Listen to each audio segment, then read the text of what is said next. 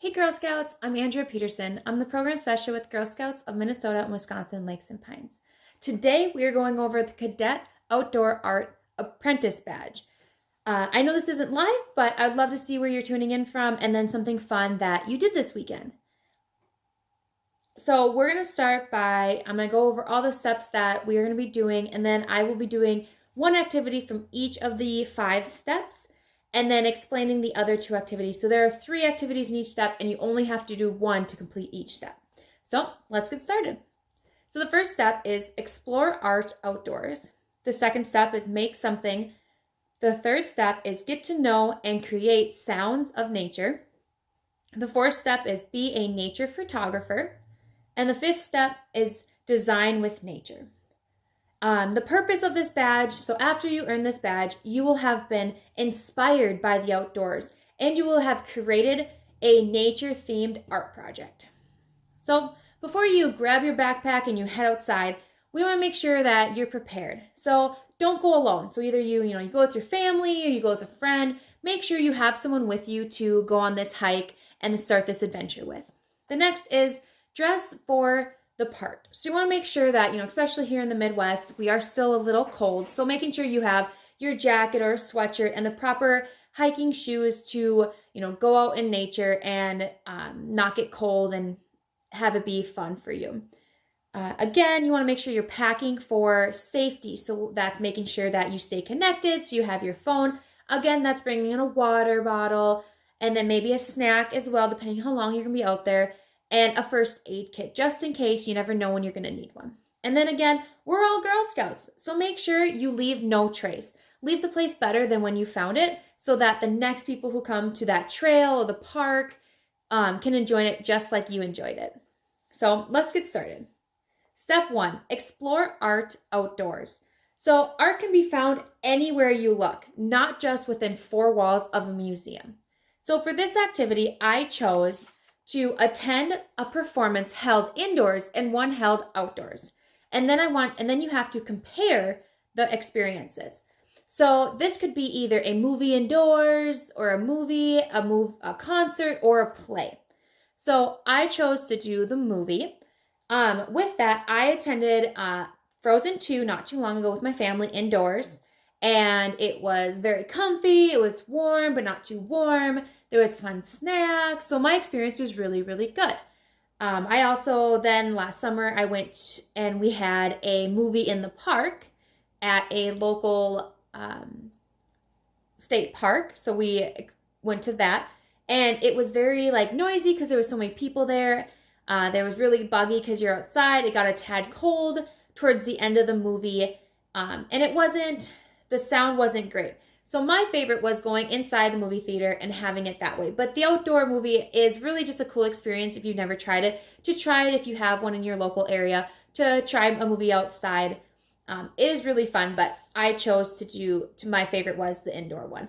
I also have how I kind of broke down it linked into this event if you want to see how I decided which one is my favorite. And I posted a fun picture of me and my family going to each of the events. So you can have a little fun looking at that. So another activity that you can do is record how things change outdoors. So head outdoors and find a scenic view that you love, whether it's, of a lake or tree or ocean or a trail, whatever you like. So you want to write about it first and write about what you see, how you feel being there, and then you want to sketch it. And make sure you do it in color because that's really important in this step because you're going to want to draw it again. And colors are definitely going to change depending on what season you're doing it in. So you want to record what you see in one season or one time during the day, depending on what you're doing. And then you want to go and record another time. So you could record a lake and you could record it one time during the winter because the lake will be frozen over. And then you could do it in the summertime because the lake won't be frozen. So those will be really good change in outdoor appearances depending on the season. So you'll write the differences between the 2 seasons and between the lake. And then you have the pictures as well to show to family and friends. So the other activity you can do is dig into an artist who is inspired by nature. So you want to look for an artist that would use nature in their work. So this could be an artist that is live or has passed away. This could be an art teacher that you know. This could be a family friend or an older Girl Scout who maybe has done this badge and got really inspired by nature and has started to do it more and more as she got older. Or it could be someone maybe you met at a craft fair. So it's maybe you go to some craft fairs in your neighborhood and there's a really cool artist that you've gone to be really good friends with. So you want to work with them. So if you find an artist, you'll want to, ask them, what moves you when you go outside? So what do they look at when they're outside that draws them in and say, I want to use nature in my everyday art? And then what materials do you use? Last week I talked about with the junior group about an artist in my hometown who uses driftwood from the Lake Superior beaches. Now she uses driftwood because she thinks it's such a pretty wood that is very worn down by nature itself. So that's why she uses a lot of nature. But then find out, why does your artist use things from nature?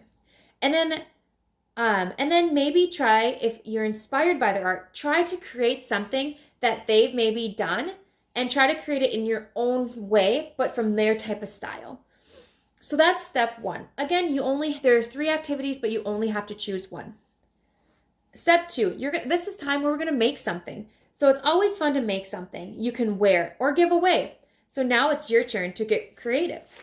So my activity was dye something you can wear. So I tie-dyed a shirt. Now, what's special about the way we this tie-dye is I tie-dyed this from a beet, so a vegetable. Now, a lot of the vegetables out there you can actually do tie-dye from. And the great part about tie-dyeing with vegetables is they doesn't have that hard toxic chemicals that can be in regular dye. So it's a lot more better for you. And the fun part is you get it from nature. And so getting things from nature is a great way to tie-dye. Some other things you can tie-dye with are blueberries and nuts and carrots and maybe tea leaves or coffee beans. There are a ton of things that you can tie-dye with, and it's pretty simple when you look up the directions. It's pretty simple to do so. So I tie-dyed a shirt. You can do a tote, scarf, sock, whatever you would like. The only thing that's different with this type of tie-dye, it does take a little bit longer, and the dye does not last as long as a normal tie-dye because it's just vegetables. But it's still a really fun thing to do, and it's really a hands-on activity that I really liked. So another activity that you can do is make nature art out of clay. So head outdoors again, get inspired, find something, whether it's a flower, an animal, maybe a tree that you really like, and you want to draw it out first and kind of see how you want it to look. And then you're going to sculpt it with some clay. So you want to sculpt it into a sculpture. So you have the sculpture of that tree, that flower, whatever you want to sculpt. It's a really fun way to have a sculpture that you can you can have and then put it in your house somewhere. Another fun thing you can do is if you want to make a play out of it. So maybe you were outside and you experienced some really cute scenic pictures of like animals playing together. You can always create more than one animal and kind of do a play for your families and friends. The next activity that you could do is make paper that grows. So this is a really cool activity that I saw. I have links, some directions on how to make this sort of paper in the events as well. So if you have questions on it, you can always look on that one as well. So this paper is basically, it's paper that has seeds in it. So you can use this paper and you can put it into a potted plant with dirt and it'll actually grow plants. So you can do plants, you can do flowers, you could do herbs, whatever you would like to put into your paper, you can put it in there and it'll actually grow. So this is a great way to give a gift to someone who loves planting, or if you're interested in starting your own garden, this is a fun way that you can kind of make your own paper that you can grow and see how well it works for you. So that's step 2. Step 3, we're going to get to know and create sounds of nature. So the sound you hear outdoors are powerful and connect to nature. Think about how you feel when you hear things outside. So what are different things you hear? So maybe it's raindrops or the wind or a thunderstorm or dogs barking or whatever animals you hear outside. Think about how you feel when you hear that. So my activity that I did was create a nature's playlist. So you want to create a playlist out of at least 5 songs that you can think of to listen to when you do something outside. Then create a themed cover for your album you're making or CD you're making. So this is the cover of my CD that I made. And so my favorite thing to do when I'm outside is either spend family time by a fire or go to the lake. So my 5 songs that I picked are Colors of the Wind in Pocahontas, How Far I'll Go in Moana, Just Around the River Band by Pocahontas, and then Circle of Life, Lion King, and then When Will My Life Begin by Tangled. These are some of my favorite songs because I love Disney as well. And every time I go to a campfire, it's a lot of times with my family. And so I have a ton of little cousins. So it's always fun to kind of throw these like really great Disney songs on and watch my little cousins just get so excited about having this nature and being outside and then listening to their favorite Disney songs as well. They don't need to be Disney songs, the songs you pick, but make sure they're appropriate for your age, and they can be anything you want. So if you're going for a run, maybe you're making a playlist for a run. So maybe you're going to pick more upbeat songs. I'm going to a campfire or just hanging on the lake, so I want more low-key songs and ones that aren't as, bass loud. So the next activity you could choose is produce outdoor sound. So go outside and listen for sounds, and then come inside and try to recreate those sounds. So for an example, you might blow a whistle in different ways and try to make it sound like a cricket. Or you might use 2 bowls and try to hit them against a table to make the sound of a horse. It just depends on what animal you kind of feel like you can recreate. You want to try doing that inside, and then you can record it and share it with a family and friend and have them guess the animal and see if they can guess it. So the last activity in step 3 is write a rap or a poem inspired by nature. So this one's really fun because you can go outside and kind of look for different things that you really find interesting in nature or amazing in nature, and you want to write a poem or a rap about them. Now, the fun part is then you get to share it with your family and friends. So whether you record it and you send it to them or you have a live performance, and you can share it with them. So that's a really fun activity that you can try. So that's step 3. Step 4. So you want to be a nature photographer.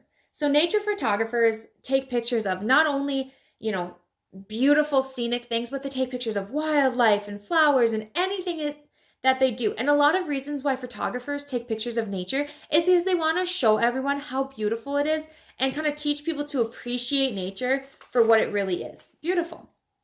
So my activity that I picked was create an outdoor photo journal.